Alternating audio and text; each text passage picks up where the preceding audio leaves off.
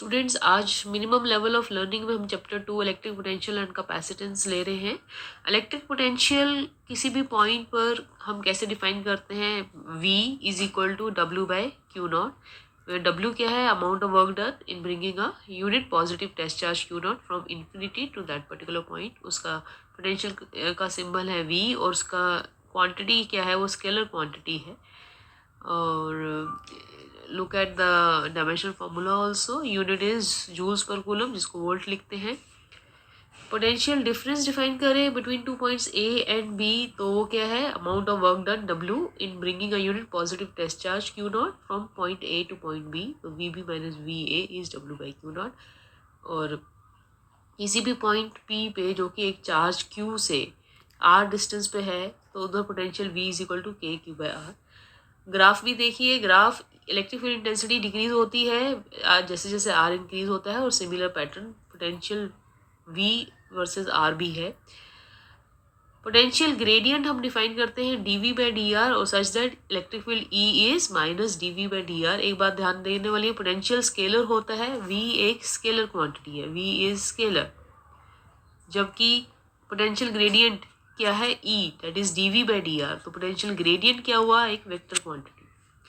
इसका यूनिट हो गया volt per metre. V R graph की स्लोप नेगेटिव है, that is tan theta is minus V by R, या इसको क्या बोलेंगे? It is minus of E।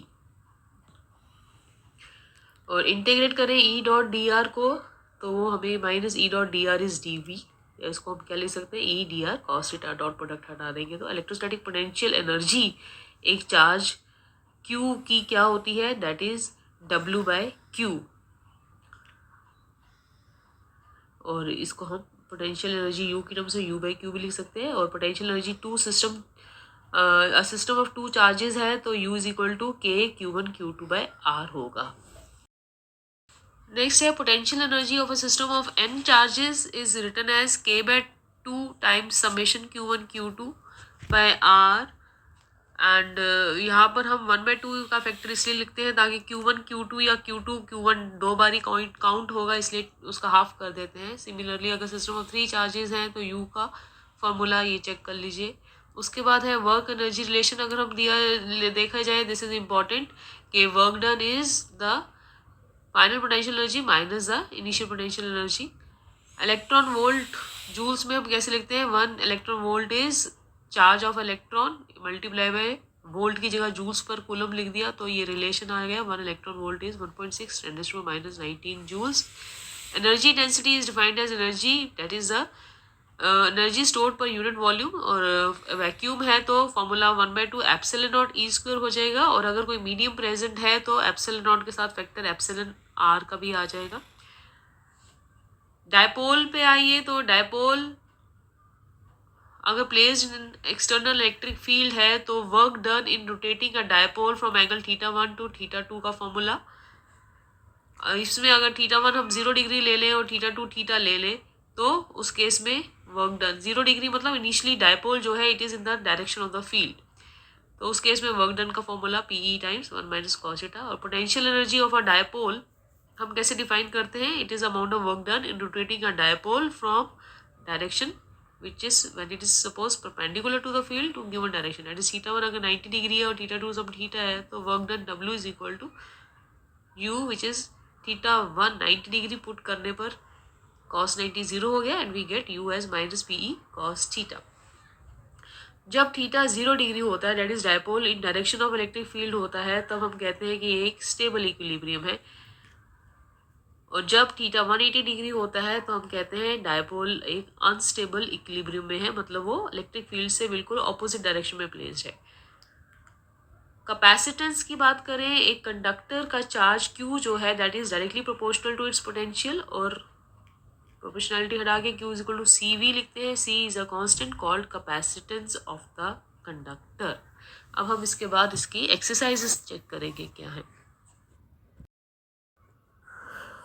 So the SI unit of capacitor coulomb per volt called farads, और इसका dimension formula एक isolated spherical conductor के ऊपर अगर हमने एक चार्ज Q दिया है, उसका रेडियस R है कंडक्टर का, तो उसके सरफेस पे potential V is given as KQ/R और उसका कैपेसिटेंस क्या हो जाएगा 4πε0R।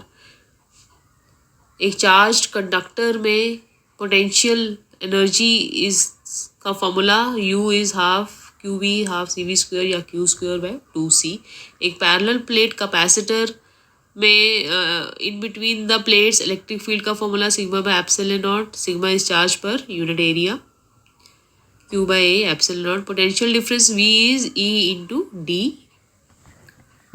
और अगर एक मेटल की स्लैब इंसर्ट कर दी जाए प्लेट्स के बीच में तो कैपेसिटर का फॉर्मूला, ये सब इम्पॉर्टेंट है। ये डायग्राम आप ज़रूर अच्छे से याद कर लीजिए, ये इम्पॉर्टेंट है। इसमें बताया गया है कि पैरेलल प्लेट कैपेसिटर के बीच में एक डाइलेक्ट्रिक स्लैब K रखी गई है।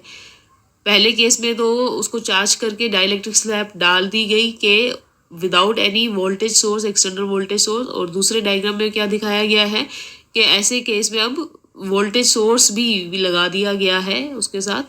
तो इन दोनों ही सिचुएशंस को कंपेयर किया गया है, उनके कैसे वेरिएशंस आते हैं कैपेसिटी में, चार्ज में, पोटेंशियल, इंटेंसिटी और एनर्जी। ये बहुत इंपॉर्टेंट है, इसको ज़रूर देख लीजिएगा।